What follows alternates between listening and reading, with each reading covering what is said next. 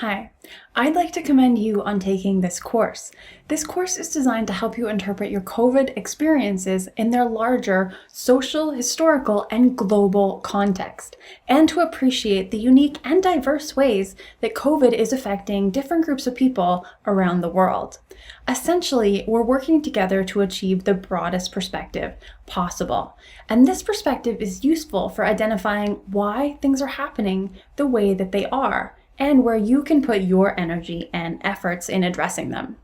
Sociologists look at COVID in unique ways. Here are some key thought patterns that will be useful for you throughout this course as we discuss the pandemic.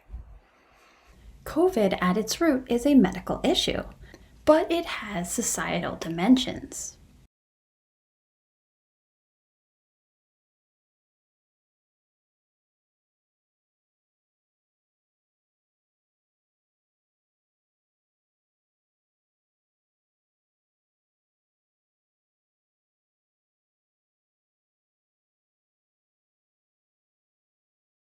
So how can we talk about inequality that is social rather than just biological? When sociologists talk about social inequality in relation to COVID, they are doing so in a very specific way.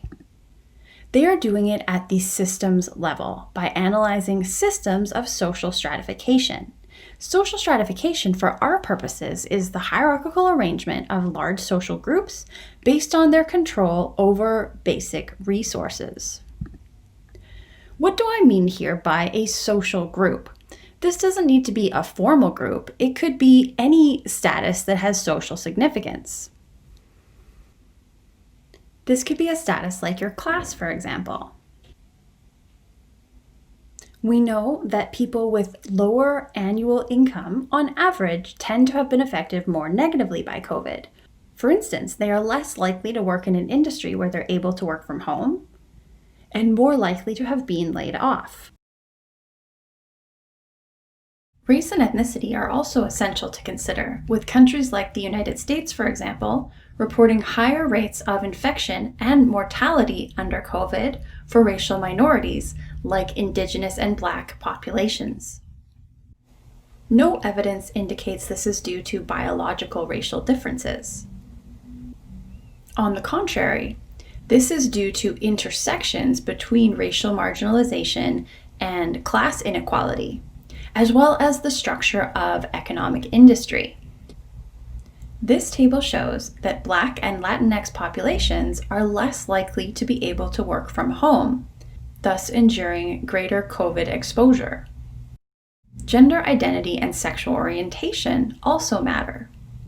Data shows that these factors shape economic well-being during the pandemic. Data from South Africa, as shown here, indicates that women are more likely to face permanent job loss under COVID. This is the case in many countries around the world. Recent data from Canada also shows that women are less likely to return to work than men, even as the economy reopens. The United Nations recently predicted that COVID-19 will widen the gender wage gap globally for years to come. The pandemic also has important implications for gender and sexual minorities. Research shows that LGBTQ2S+ Americans, for example, are much more likely than the general population to have lost their job or had their wages reduced in COVID times. These economic conditions can be compounded by healthcare barriers.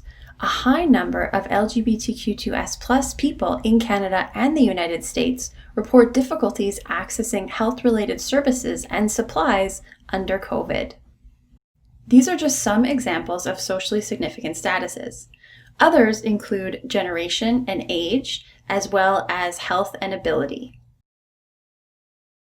Another important word in this definition is resources. Resources can be anything that is valued in the particular society under study.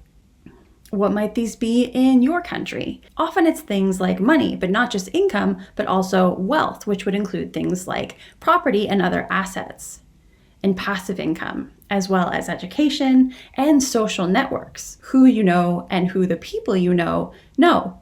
When we talk about social stratification in relation to COVID, we are seeing this stratification as a trait of society. Systems of stratification exist before any particular person fills this system. For example, jobs for frontline workers and CEOs exist before any individual worker fills them. So why are you looking at a picture of a boat right now? That is because I'm going to talk about the Titanic. Yes, the Titanic. In 1912, when the Titanic sunk, over 1,500 people died and 705 survived. Did you know this survival rate was organized based on a particular social grouping? This grouping was passenger class. What percentage of people from first class on the Titanic do you think survived? Was it 23%, 43%, 63%, or 73%? The answer is 63%. Next question. How many people in coach class or third class do you think survived this exact same experience? 27%, 47%, 57%, or 67%? The answer is 27%. So first class passengers were likely to have a cabin higher on the ship with the best views and more windows. It took them very little time to get outside onto the deck and into a lifeboat. They were also furthest away from where water entered the ship. But this isn't just about class. We can see an intersection here with another socially significant grouping. People in coach class were much more likely to be immigrating to build a new life. So class is intersecting with this other status as well. Keep in mind, we are studying inequality here at the group level, not the individual level. The group level is our unit of analysis. We're not asking in the Titanic context about a person's buoyancy or their swimming level or their motivations to survive. We are looking instead at how the ship itself was structured.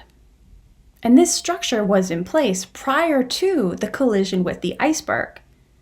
However, the significance and implications of this structure became much more visible once the iceberg pierced the ship.